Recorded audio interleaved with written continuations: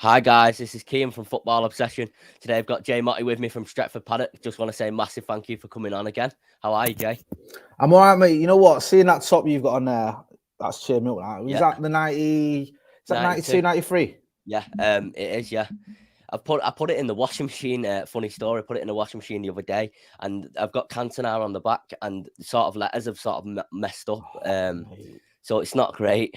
I'm gonna look to get another one though, but I just want to let you guys know if my voice does sound a bit off today, I have got a viral infection, but I've decided to do this podcast today because Jay's kindly coming on. Listen, you know what?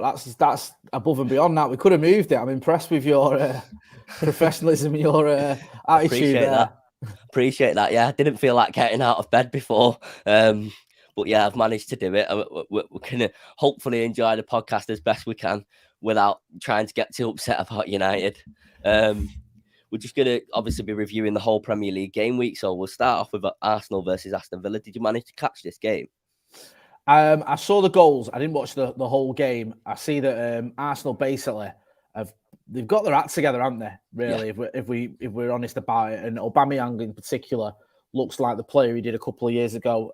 Obviously in Smith Rowe, they've got a decent young player there. And one player who I think has sort of not lived up to his previous form since he's got to the Emirates has been Thomas Partey. And I know I've just named all the goal scorers there, but Partey's the one player that when Arsenal got him, I was a little bit jealous. I thought, he's a player that we could do with at Old Trafford. Don't think he was really at the races last season. Looks a lot better this season. And yeah, to be fair to Arsenal, I was laughing at him early doors when they were losing every single game and the signings looked like they weren't going to work out. But Arteta's, he's managed to turn it around. Yeah, and they've managed to sort of solidify at the back, which is completely the opposite to what we've done recently. However, sort of want to say about Smith Rowe. I saw during the summer. I don't know if you've seen. There was rumours about Smith Rowe going to Aston Villa, who were obviously their opponents this weekend, just gone. And Aston Villa actually bidded twice for him, or so the news says. So I think I just want to ask you about his progression and sort of I know he was at Huddersfield on loan, I think. So it's a very interesting sort of progression because I've got Shaq in the chat here with me. Shaq Knows Ball is in the chat and I speak to him a lot and he's always keeping an eye on youngsters. And he's mentioned to me that a few years ago he was keeping an eye on Smith Rowe. However, I only sort of found out about him during the lockdowns when it was there was no fans. What do you think about Smith Rowe? Yeah, I mean, he's obviously, he's having a good season so far. He's still, the thing is with youngsters, right? People tend to write them off at 21 straight or, 20. By the age of 20, 21, that's it. If you've not set the world alight, you're not going to make it. And it's not the case. We see a lot of young players kick on. Good example of that is Jesse Lingard. Look at Jesse Lingard. Jesse Lingard went, was it 3 or 4 loan moves before he made it into the United first team? 23 years old he was when he really got into the team. And you could argue it wasn't until he was 24, 25 that he was really sort of a regular. So we're a bit too quick to judge. Smith Rowe looks like a good, quality attacking player. I've not seen a lot of him. I'm not going to pretend. I certainly didn't see any of him on loan at Huddersfield or anything like that. But, the 1 or 2 Arsenal fans I know speak very highly of him. I'm always sort of wary when it comes to Arsenal youngsters because the Gooners get carried away. They do. Maitland-Niles is the best defender since, Jaap Stam and all this. And just, you hear it all the time. Anytime there's, I remember going back a few years, a bit older than you, Kieran Gibbs is going to be the best fullback you've ever seen. Oh, I remember Kieran Gibbs, yeah. Yeah, and he ends up, barely staying in the Premier League. I mean, they do get carried away. But with Smith Rowe, it looks like they've got something to get carried away about.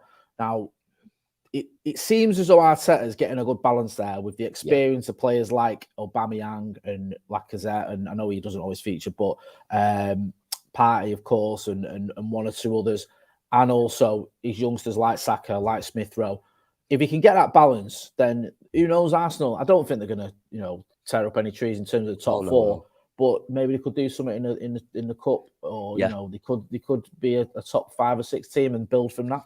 Yeah, of course. It does look like the sort of the when we were taking the mick out of them for sort of saying trust the process and stuff like that. But at this point, it now looks like the process is sort of coming to fruition, or at least at the start of it. So let's say, for example, in comparison to United, so in 2019, late 2019, when it looked like we were starting to progress a little bit, and then we got Bruno Fernandes in January, and then we progressed even more. So it looks like Arsenal could be on that sort of path, similar to United. Aston Villa, on the other hand, I've had quite a few conversations. One of my best friends is an Aston Villa fan. His name's Jordan. I've seen Aston Villa fans sort of wanting the manager out recently, as they've spent £100 million over the last 3 years, despite selling Jack Grealish, and they've not got that much better in their opinion. Now, I think Aston Villa massively overachieved last season in getting it. I think it was 10th or something like that they got. And Ollie Watkins had a great start to that season. So I just want to ask you about Aston Villa. Would you say they improved their team like coming into this season, or would you say they got worse with selling Jack Grealish? Like if it was the initial start of the season? I mean, it's a funny one with Aston Villa, and it's a sort of question you can ask yourself: is it better to have one world-class player, or several players who are decent or very good? Aston Villa, obviously, like you mentioned, they lost Jack Grealish, very good player. They brought in actually a player we were looking at. Do you remember the rumours were doing the rounds a few months ago that we were in for Leon Bailey as a Jadon Sancho alternative? Now I looked at him a couple of times for Leverkusen. He looked like a sort of typical winger, very sort of slightly inconsistent on his day. Could open up a game, exciting though. Capable of banging in a goal. He scored an absolute worldie. I think it was against Hoffenheim, but don't quote me on that. I'm not sure who it was against. But he scored an absolute worldie in the Bundesliga. And he came in, obviously, did well. Was it the Everton game? I think it was his. I think he scored on his debut. Didn't he? Yeah. When I remember he had a game where he scored and then he went off. Yeah. And he sort of started off well. Danny Ings started off well. I know they brought in a few other players like Buendia, who struggled a little bit, I think. So they made some good signings. Now, at the moment, it hasn't really worked out for them. They had a good start. They've had an awful little run, mini little sort of blip. I think 3 losses on the trot, I believe they've had now. But I find it pretty incredible, and I'll take your word for it. I don't speak to a lot of Villa fans, that Dean Smith's under pressure, because I think he's a good manager. So do I. And I think that Aston Villa are currently, 13th, 12th, whatever? Yeah, now, I understand, and I don't want to be looking down my nose at clubs as a United fan going, Villa should just be happy at that. If you're spending money, then you expect to be moving up the table, and there's no reason why Aston Villa, who historically are a big club, they are one of the biggest clubs. 100%. Shouldn't be expecting to challenge around the Europa places. I think that's fairly reasonable when you look at some of the other teams that are. But you have to show a little bit of patience as well, because whilst Dean Smith, has spent some money, he has lost Jack Grealish. It is a competitive league as well. As United are finding out better than anyone. And also, let's not forget, Aston Villa have just had a fantastic result at Old Trafford. You can't just go, sort of dismissing that. I mean, that was, I don't know the exact stats. I've sort of put them out of my mind, but that was their first win there for a long time in the Premier League, wasn't it? And, yeah. So it's not all doom and gloom. So I think the idea that Villa fans are questioning whether Dean Smith is the right man is pretty incredible, to be honest with you. Yeah, I completely agree. And I find when they are on form and they are sort of all guns blazing, etc., I would say that they play very entertaining football. Sorry about that cough there. Don't apologise. You're suffering for your art. Yeah. They play very entertaining football, in my opinion. I can give an example. Obviously, it was a freak result, but when they beat the Scousers 7-2, it was a very entertaining game last season. I know it was a freak result, but in the sense of the way they play football and stuff like that, in my opinion, that was a very interesting. It's a very interesting sort of style for Aston Villa fans to go down in doubting the manager, in my opinion. I completely agree, and you should always want success at your club, and I think every fan has the right to demand a level of success. But I think you also have to be a little bit realistic and look at where you're at and who you're against. And I think Villa they're probably doing about roughly where you'd expect them to be. Maybe they can, do a little bit better. And also the thing is as well, when you lose a talisman like Jack Grealish and you bring in 2 or 3 first team players, it's going to take time. It's going to take more than just 8 games or 9 games or whatever to get the balance right. So so far for Villa, I think that, yes, they've had a rocky patch, but I think Dean Smith's the right man to turn that around as well. If you can even say turn it around, it's a bit melodramatic. So, yeah, I'm a bit surprised, like I said earlier, that he's under pressure. Yeah, I completely agree with you. I'm going to move on to one of the biggest results of the weekend. Chelsea 7, Norwich 0. And it just doesn't look like Norwich are going to score at all, does it, in this league? Also, I watch these games. I watch a lot of these games with my uncle. And I was saying to him, and it sounds like at this point, it sounds like I'm being quite negative in the sense of, oh, don't be so like negative and stuff like that, especially when I try to look with football as a positive mindset. However, I think we'd make hard work of that Norwich game. I think we'd maybe draw 1-1, 2-1, win, etc. It obviously is a freak result as 7-0, but Mason Mount looks to be back on form, doesn't he? Yeah, and I know what you mean when you say a freak result. Obviously, 7-0 is, but I'm not that surprised that Norwich got turned over, because they've struggled this season, and also they lost 5-0 to City as well. They lost 5-0 to City. They've conceded, I think, is it 23 goals? Obviously, 7 of them were, So going into that game, they conceded 16. But the worrying thing for me with Daniel Farke, what he did was his naivety in that second half. Now, I think you're 3-0 down at half time, weren't there? I might be wrong about that. It says 3-0 here, half time. Yeah, 3-0 half time, and he's gone for it a bit. He's gone 3 up front, but you can see what's going on there, and it's almost now you've got to think damage limitation there. Yeah, and, of course. Try and just, or at least take the sting out of the first 10 minutes of the game in the second half. Do you know what I mean? Like, really, really keep it sort of tight and or maybe the first sort of 20 minutes or whatever, and then try and get into the game. But they just looked all over the place. I watched a little bit of this game, and Norwich, and obviously Brandon Williams, who's on loan from Manchester United, came on. He didn't have a particularly good game, but he came into an atmosphere where they were already up against it. You've got a defence that was being widely exposed. He was being asked to push forward. I think it might have been for the fourth goal where he loses out, and then they go down the other end, and I think it was Chilwell who gets the goal. I mean, Norwich are in all sorts of trouble, and I was talking about Norwich the other day, and it's weird because I don't know where the ambition is. I don't know what the plan is. They had a 5-year plan 5 years ago, I think, 3 or 4 years ago, and they exceeded expectations because they got promoted, I think, a bit sooner than they expected. Yeah. And then because they got promoted ahead of schedule, if you can say that, they didn't really go for it in the transfer market. They just sort of said, okay, we're not going to just throw all our money at it and leave ourselves short. We're just going to, sort of see how we get on with this squad.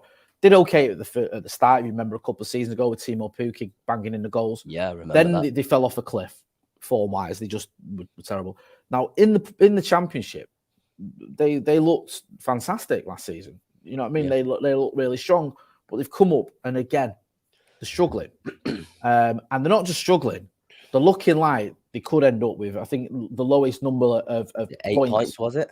Yeah, I think if someone's done the... Bolton, I think. Is that what it is? I think that's the record, is it? Yeah. So, they could end up finishing on... I think at the moment, if the form continues, they'll end on 8 points. But they could end up with fewer points than that, or around that. It could be a real embarrassment. Now, I know they've lost Buendia, obviously mentioned earlier, but even so, it's not been a good enough start for him. I don't know how much pressure the manager's under. I don't really speak to many Norwich fans, but it's not looking good at all. And they just look lost. They 100%. Look like they look like they've got no direction, don't they? Yeah, and going into these games, and 7-0 is gonna really hurt, and they need a win. It's that simple. Of course.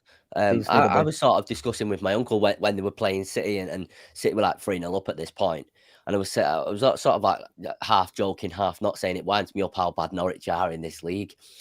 However, he was sort of saying, if you sort of look at it from like a financial point of view with the Premier League and the way the money is set up when you get promoted, etc., and going down and then coming back up again, which Norwich seem to do every few years, sort of guarantees the stability of the club for many years to come.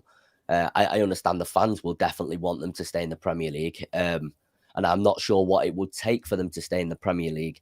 However, I feel like it's a very interesting way for the club to be run, in the sense of making sure they're not good enough to stay in the Premier League, and then being too good for the Championship. Sort of they need to sort of find that right balance. Whereas like you look at like Watford, who probably will get relegated from the Premier League this season. They're just not quite as bad as Norwich. I don't think any team is quite as bad as Norwich. Well, the thing with Watford is, they've rolled the dice, haven't they, with Ranieri? Now everyone laughed because Watford sacking a manager again. That's what they do. But despite the fact we laughed at them, they've had a massive result against Everton. Ranieri is a manager who's got experience. I mean, he's won the Premier League. Do you know what I mean? Like how many managers can say that? Not many. And they've obviously got ambitions beyond just staying up. Just getting relegated. They obviously care enough to make that change. Of course. So will it pan out for Watford? I don't know. But at least they're showing a little bit of fight and a little bit of, let's do something about it. Let's bring in a manager who's got experience. Bring in one of probably the best manager available, to be honest with you, for Watford. Someone who's had success in the Premier League and who would actually be willing to go to Watford. Whereas Norwich, I'm not saying they should sack the manager because, I'm not saying that's the answer. I don't know enough about him, but they need to do something. And whether, it's getting to the point where you think, okay, in January, did he make some signings? But will it be too late in January? Things continue in January. They could be sat on 4 points, 10 points adrift from everyone or whatever. I think the one positive they can take, Norwich, and, I am clutching at straws a little bit. I don't think they're that far off the table, are they? I think there's 5 points, I think, between them and Leeds. So, oh right, okay, yeah, it's the 5 points from safety, which isn't great, but it's not an end of the world. I mean, I'd be very surprised because of the form if they were to get out of it, but it's not impossible. We've seen bigger gaps made up at this stage of the season. We've seen Leicester do it, didn't we? Leicester under Ranieri, they won 7 on the trot. Oh no, sorry, it wasn't under Ranieri. It was under Nigel Pearson, won it, and then he got sacked. But I think they won 9 out of 10 or whatever it was, or 8 out of 10 or whatever it was, to get out of trouble. So things can happen. I remember years ago, Sunderland did it. They beat us in one of those games under Ricky Sprague, where they won something like 5 of the last. I think they won all 5 of the last 5 games or something stupid to get out of it. So it's doable, but Norwich just needs to start turning things around quickly. Otherwise, it could end up being really embarrassing. 100%, yeah. I completely agree with you there. I'm going to move on to an interesting sort of game in the sense of, well, could these teams possibly stay up or could these teams possibly go down? And especially in Newcastle sort of subject. When you're sort of looking at Newcastle now, you're thinking, and despite like what the owners do outside of football, you're sort of looking at that and you're thinking they've got new owners. If they've managed to stay in this league, and over the past, I'm not sure if you've seen over the past hour, they've been linked with Erik ten Hag, who I saw you mention on, I think it was on Stretford Paddock the other day, that you don't know. I think my mention of him was purely to ask the question. Steve Alson was here and asked him. I don't watch a lot of Dutch football. Neither do I. Know a lot about Erik ten Hag. I know he's had obviously success. He's been linked with United, John, but then again, so have most managers. So just it was a genuine question. Do you think he's got what it takes? And I think the issue is, how good of a barometer is Dutch football and getting to, is it a Champions League semi, whatever he did, to tell you how equipped you are to come into the Premier League. I don't know is the answer. Oh yeah, of course. But the fact that they're linked with him, and I think they're willing to make him the 3rd highest paid manager ever in the Premier League. I've seen that too. Yeah, because I just saw that story just before we went on air. So I mean, it shows their ambition. We know they're ambitious. The big question for Newcastle really is staying up. Yeah, exactly. Because I think next season they're going to go for it. They have an advantage over the other teams in that in January they can at least bring in, they could bring in some quality. They could go out and spend like sort of 60, 70 million or whatever, maybe a bit more. Whereas the likes of Norwich and maybe Burnley and Leeds, if they get sucked into it a bit more, aren't going to do that. I 100% agree with you, especially when you say bring in the quality in, and they're going to also want, for marketability purposes, to bring in a sort of what you would call superstar. And City brought in Robinho, didn't they, when their owners took over? So who would you say could be the equivalent for Newcastle's sort of Robinho at this point? It's difficult because I think with City is a little bit different. I mean, I think they had more of they were able to, they threw money at everyone.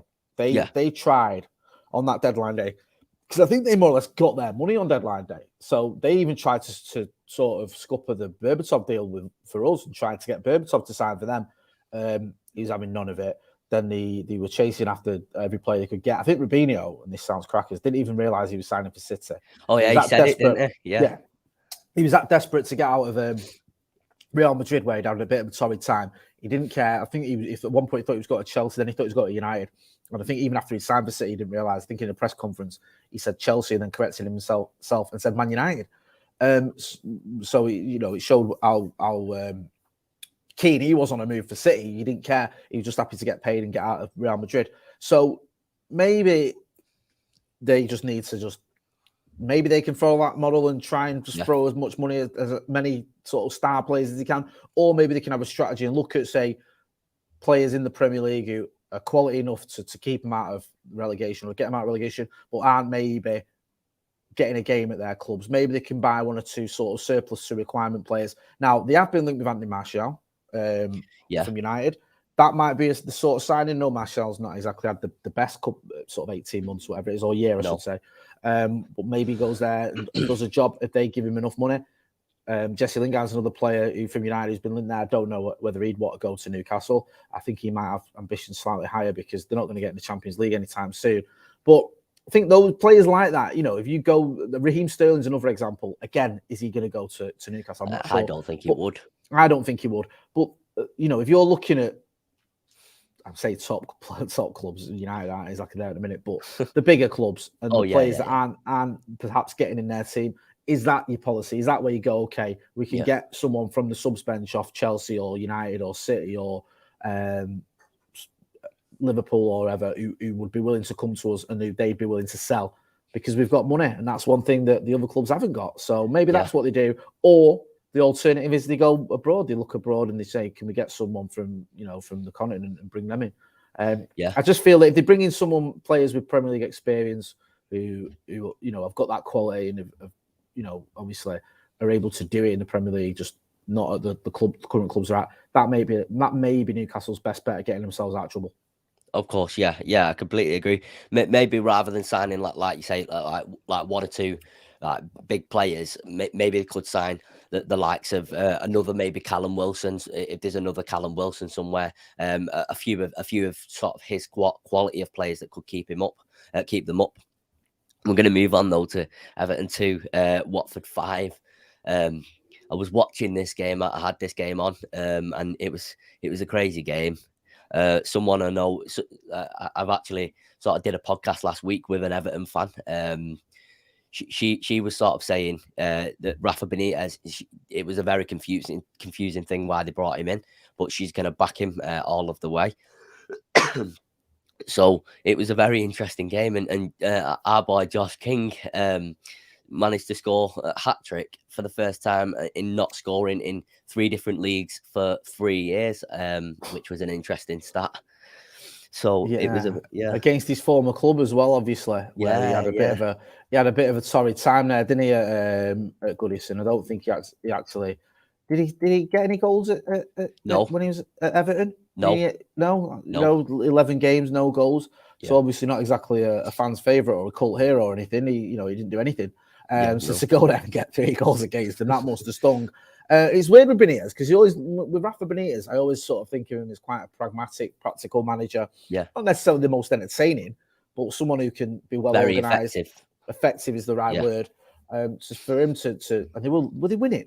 I think they went 1-0 up. Yeah, they went 1-0 up on the 3rd minute. So to be winning after 3 minutes and then to lose. I think they were just looking at it now. I think they were 2-1 up as well after half an hour. An hour, sorry. Yeah, they were. So Richarlison scored. So to be 2-1 up with 30 minutes to go and lose 5-2 is quite impressive for the wrong reasons. Rafa Benitez has got to sort out. He's always going to have an element of the Everton fan base who are a bit reluctant with him because of his ties to Liverpool. But I've spoken to a couple of Evertonians, and the general gist I get from them is that they're happy if he wins matches. They don't care. It's just about him winning matches. They can stomach it. But he's got to do better than that because from what I saw from the social media posts from the Evertonians I follow, that was as bad as it's been for them for a long time. Yeah, it was a terrible performance. It sort of reminded me the way they performed. It sort of reminded me when we lost 4-0 to them and how we performed. It was a very, very it was like a significant performance in a bad way. We'll move on though. I'm going to move on. I'm going to just gloss over the Leeds and Southampton draw because Ali and Shaka are both in this chat, and they've both asked for us to speak about this United game. And I know it's going to sort of, I assume you've spoke about it a lot over the past few days. It's very, very, feels like we're at an all-time low, doesn't it, right now? And I know you will have seen a lot more like worse results than this. Do you know what? Really, I don't know if I have. Honestly, I don't know. That probably is the worst result I've ever seen. Yeah, it's genuine. People might look at it. Yeah, people might look at the 6-1. That's the one that everyone compares it to. We lost the 6-1. We were still in the title race, and we lost it in the last 5 minutes. I think it was. We conceded 3 in 5 minutes, and we were down to 10 men for a lot longer than we were against Liverpool. But the 5-0 was as bad as I felt leaving Old Trafford. Really same. I was more angry when I was leaving Old Trafford, and then I got home and I was sort of more like I did a live stream at the time and I was more hurt. It just hurt. And it's obviously there's many layers to this. The players have got to take some blame, as well as the manager, the coaching staff, even some part the whole squad sometimes. However, what would you say the main issue is right now? Because I know we both have been very, very advocates of Ollie and his progress whilst he's been here, and the fact that he is a club legend as well. And what I described it as is, in my personal opinion, Ole Gunnar Solskjaer took us from D to B as a manager, but looks unable to take us from B to A as a manager. That's a good point. That, no, I think you made a very good point. Yeah, you know, in answer to your question, the issue is obviously, you know, he's brought in 3 first-team players in the summer. The expectation levels have gone up. Everyone knows that. We finished second last season. Then you bring in Jadon Sancho, Rafael Varane, and Cristiano Ronaldo, obviously the big one, the one that everyone's sort of making the most fuss about. And you expect to be challenging for the title. And we're playing as bad as we've ever played under Ole Gunnar Solskjaer. That's the issue. Now, you hear of sort of reports. I don't know. I'm not privy to what's going on in the dressing room, but you hear reports that players are questioning him and they're unhappy with his tactics. You look at other teams and their managers, Chelsea with Tuchel, City with Guardiola, Liverpool with Klopp. Do you think Ole can beat them over 38 games? Can he finish above them? Has he got what it takes to be an elite manager? Yeah. Now, the trouble he hasn't got anything in his record to show that. Back-to-back titles at Molde is very good, but it was 10 years ago or 9 years ago, whatever, and it doesn't mean you're good enough to win the Premier League. Nor does getting relegated with Cardiff. So he's not got that in his locker or in his CV where you can go, well, look, he's done this before. Klopp had that with Dortmund. Tuchel had it with what he'd done at Dortmund and at PSG. And he was brought in short-term, Tuchel, and he just he shows straight away what he was capable of, and obviously won the Champions League and had everyone believing there. Guardiola, his CV speaks for itself. So Ole hasn't got that. So he's had to prove himself constantly. Ole. At United, he did that when he was caretaker. That's the reason he got the job full time. Not because he scored a goal in the Champions League final. He got the job full time because he went on that record-breaking run as United. Yeah, of course, yeah. That's what got at him. Now the issue is the expectations are higher. We're playing as badly as ever. There's dressing room unrest. Can he turn it around? Can he do what he did when he came in 2018 and rejuvenate his squad and turn it around? Or does it need someone else? Like what Chelsea did last season when they brought in someone else to take over from Lampard.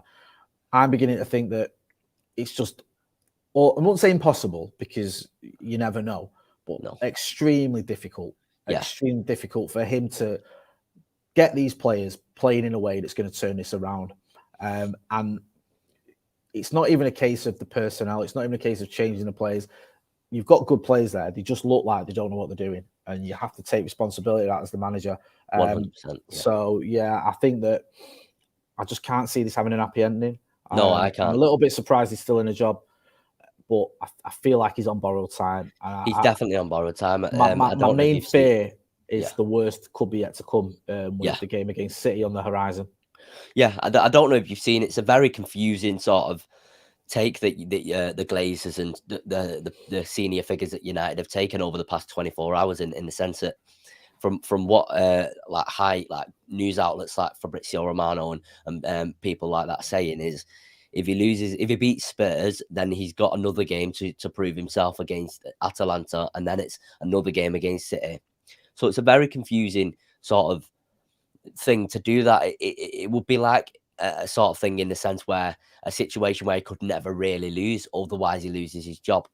Now, to me, Ole Gunnar Solskjaer will always be a club legend, and I'm sure to you he will always be a club legend too.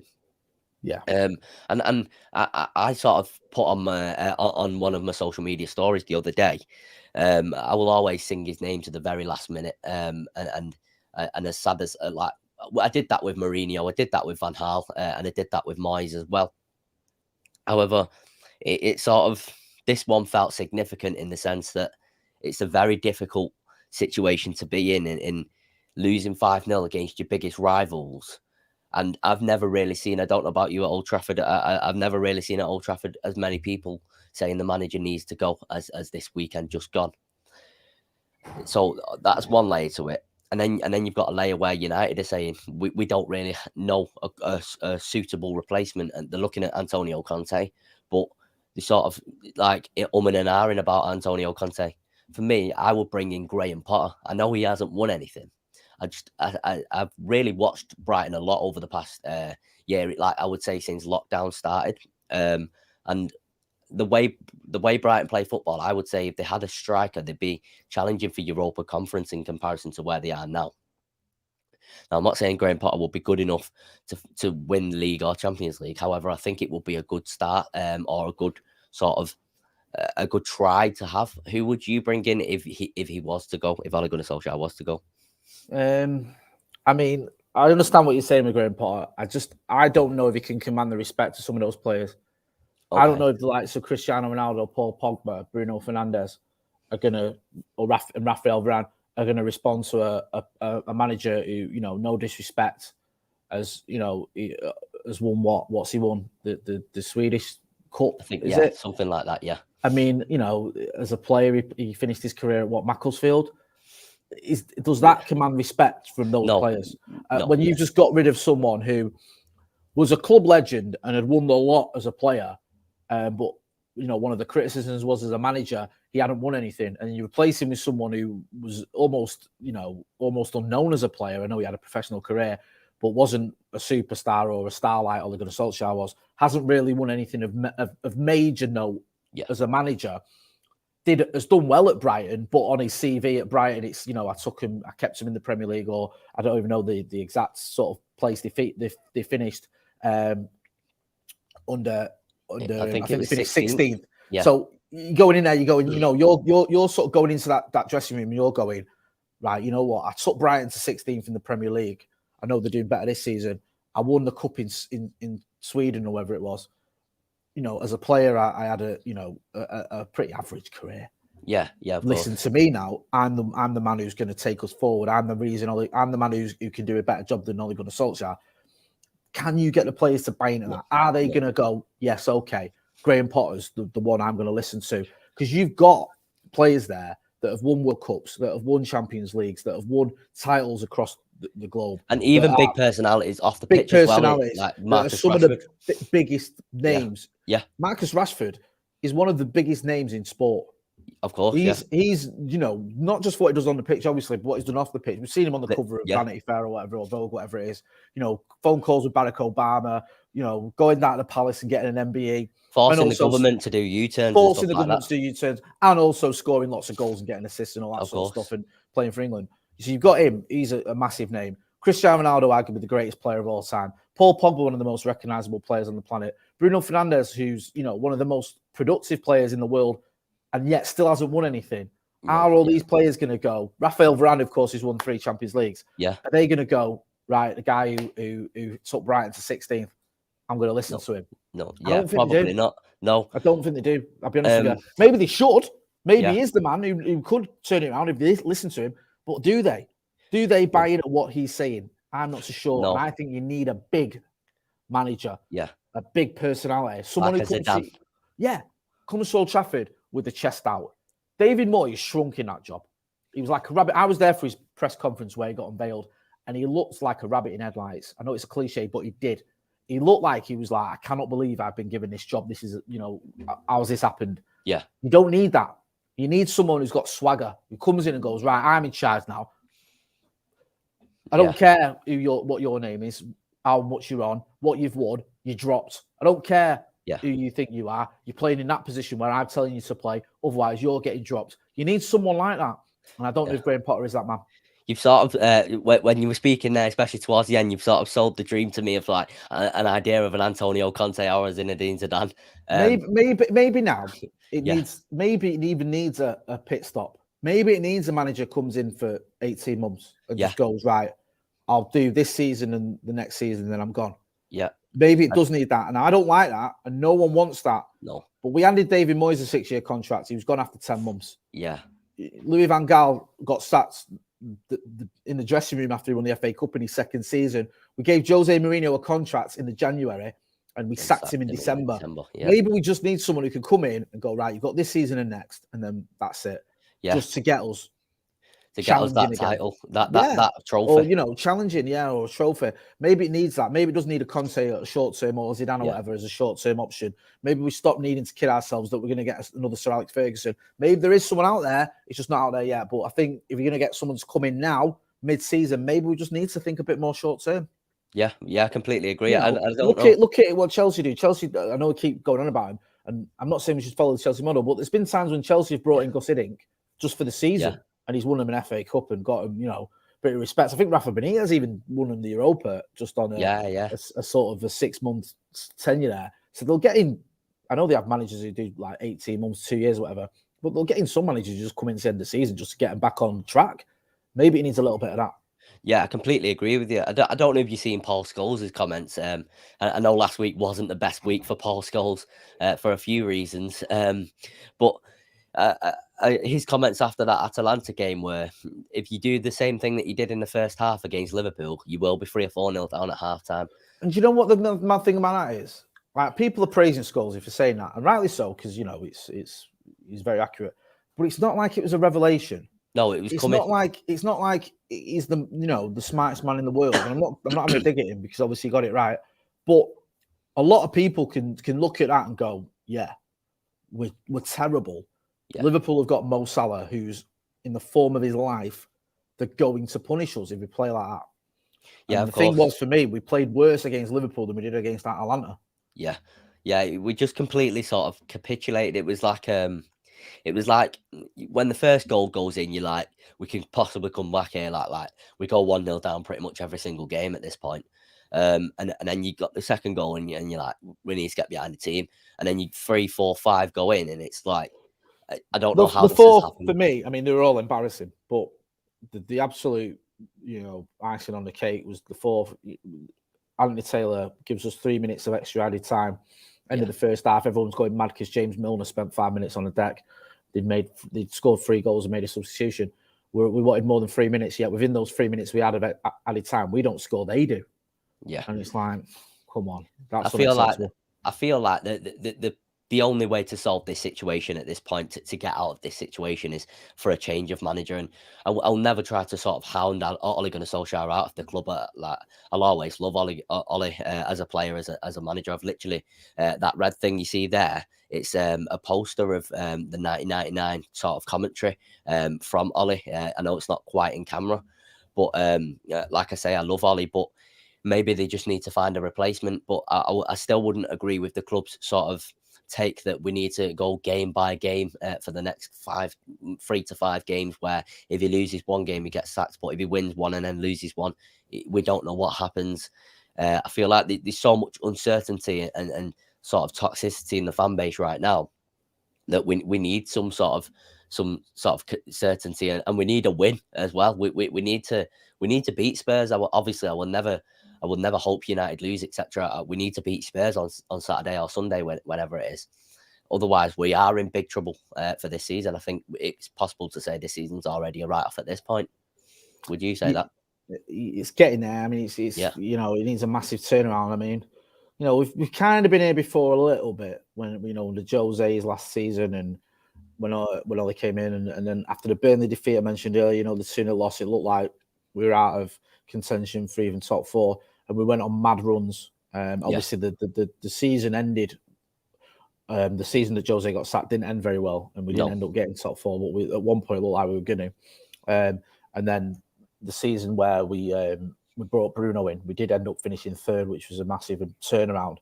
Can we do it again, though, with the same manager? I don't know. We could maybe do it with another manager who could come in. We don't forget, the thing to remember about this Manchester United team is, yes, we've been awful recently, but if you look at the players that are available to whether it's Ole Gunnar Solskjaer or another manager who comes in, there's still a lot of quality there. You've still got Marcus Rashford. Mason Greenwood is a phenomenal talent. Let's not kid ourselves. Edinson Cavani is one of the. I can understand why Greenwood is not on form at the moment. I don't know if you've seen that sort of, it was going around social media last week that and the week before that Greenwood was sort of going through issues in his personal life with his girlfriend and stuff like that. So maybe that's affected him a little bit. I wouldn't know, and I wouldn't want to speculate.